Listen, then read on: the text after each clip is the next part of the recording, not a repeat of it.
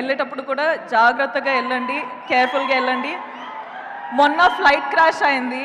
దాని తర్వాత నేను కొంచెం షేక్ అయిపోయినా, ఎందుకంటే అప్పుడు నాకు అర్థమైంది నేను ప్రతిరోజు ఫ్లైట్స్లో ఉంటా.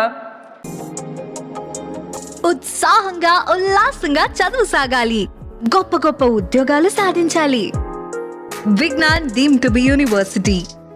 సో నాకేంటంటే మనకు ఎన్ని రోజులు ఉన్నాయి, ఎంతవరకు లైఫ్ ఉంది అని నాకు అంటే అప్పుడు అర్థమైంది ఎవ్రీథింగ్ ఇస్ సో ఫ్రెజైల్ అని. సో మీరు ప్లీజ్ ప్లీజ్ ప్లీజ్ జాగ్రత్తగా ఉండండి అండ్ అందరూ హ్యాపీగా ఉండండి. Be nice to one another, be kind to one another and just be happy. Okay okay class స్పీక్లేను. Thank you so much Rashmika. ఇన్ని స్టేజ్లు ఎక్కిన తర్వాత కూడా మీకు స్టేజ్ అంటే భయం అంటే ఇది స్టేజే కాదు. నాకు చాలా భయం అండి, స్టేజ్ అంటే నా వల్ల కాదు.